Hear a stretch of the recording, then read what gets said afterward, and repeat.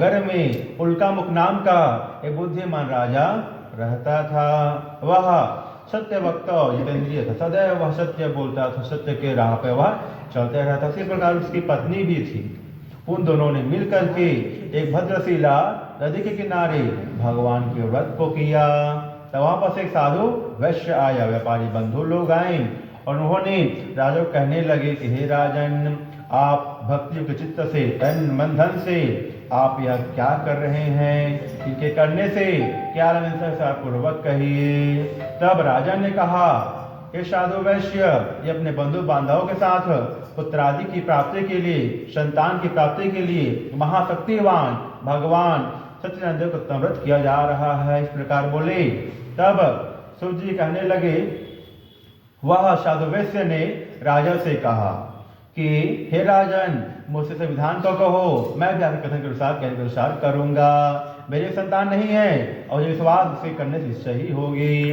तब साधु ने संविधान सुन करके व्यापार से निवृत्त हो आनंद के साथ अपने घर में गया और वह घर में जाकर के अपनी स्त्री को देखकर उनसे कहने लगे, हे लीलावती, जब मेरी संतान होगी ना, तब मैं उस भगवान से व्रत को मैं करूंगा।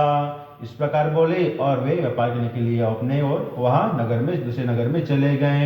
एक बार भगवान की कृपा से लक्ष्मी की कृपा से वह उनकी पत्नी लीलावती गर्भवती हो गई तथा 10वें महीने में उसके कन्या का जन्म हुआ। वह इस तरह बढ़ने लगी जैसे कि शुक्ल पक्ष का चंद्रमा बढ़ता है। कन्या का लीलावती नाम पर संस्कार किया गया। तत्पश्चात लीलावती ने मीठे शब्दों में अपने स्वामी से कहा, हे स्वामी, अब भगवान का व्रत क्यों नहीं करते। तब सूत ने कहा, सूत जी कहने लगे साधु वैश्य प्रेम से कहा कि हे प्रिय, इसके विवाह के समय व्रत को मैं करूंगा। अपनी स्त्री को ऐसा सुवासन दे करके क्या कहे वह नगर को चला गया। एक दिन साधु वैश्य की कन्या वह पृथ्वीगृह में वृद्धि को प्राप्त हो युवा हो गई, बड़ी हो गई। जब साधु वैश्य ने एक दिन नगर में सखियों के साथ अपनी कन्या को घूमते हुए देखा तो तुरंत धर्मवेद ने उस बुलाकर भेजा कि कन्या के विवाह के लिए शबर की खोज करे। मेरी कन्या जो है बहुत बड़ी हो गई है, उसके विवाह करने के लिए आप वर की खोज को करो। तब वह दूत लोग अपने राजा के स्वामी के आगे को पा करके, साधु वैश्य के आगे पा करके वे कंचन नगर को गए। इत्यादि नगर में गए तथा वे वहां से एक सुंदर गुणयुक्त पशुपुत्र को लेकर आ गए। जाति और बांधव सहित संतुष्ट विधि के अनुकूल सबका मान देखते हुए समाज के सबका जो राय लेकर के उन्होंने अपनी कन्या का उसके साथ विवाह कर दिया और प्रारब्ध से समय के फेर से वह साधु व्रत करना भूल गया, जिसके कारण भगवान रुष्ट हो गए। अपने कर्म में प्रवीण, अपने काम में मग्न रहने वाले साधु वैश्य एवं जामाता माने दामाद, साधु वैश्य एवं उनके दामाद जी दोनों को मिल करके एक नगर में गए व्रत करने के। वह जो है नगर में धन कमाने के लिए गए तथा उन दोनों के राजा चंद्रकेतु के नगर में पहुंचने पर भगवान ने साधु वैश्य को प्रतिज्ञा भ्रष्ट देखकर, यह तो बस मात्र केवल धन कमाने में ही लगा हुआ है, साधु वैश्य मेरा व्रत को नहीं करता है, इसलिए सोच के भगवान ने उनको श्राप दे दिया। अब जहाँ पहुंचे थे वे लोग राज्य में, वहां के राजा चंद्रकेतु के नगर में पहुंचे और वहां चंद्रकेतु के धन को लेकर वहां के राज्य में चोरी कर लिए। वहां से जो है वो लोग चोर लोग वहां जा रहे थे। अब देखे पीछे दूतार, वो लोग देख करके वो लोग डर गए और दोनों जो है चोर लोग ना वापस छोड़ दिए धन को, जहाँ पर साधु वैश्य लोग आराम कर रहे थे और वो लोग वापस छुप गए।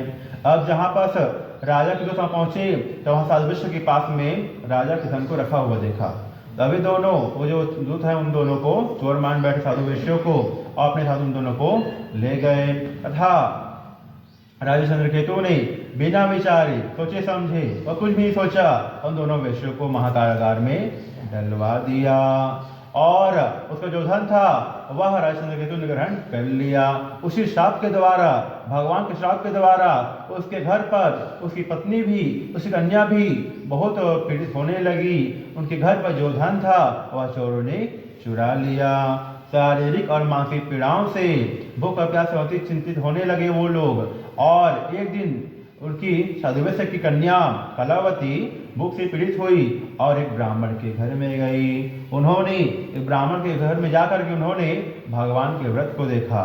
व्रत को देखकर, कथा को सुनकर, प्रसाद को खाकर रात में घर आई। तब उस समय उसके माता ने कन्या से पूछा, यह पुत्री रात में कहाँ रही और तेरे मन में क्या विचार है? कन्या कलौती ने अपनी माता से कहा कि हे माता, मैंने एक ब्राह्मण के घर में मनचाहा फल देने वाला उत्तम व्रत देखा है, सुना है। इस प्रकार बोले। अपने कन्या वचन को, अपने कन्या से बात को सुन करके साधुवैश्य की पत्नी लीलावती भगवान का व्रत करने के लिए तैयार हो गई।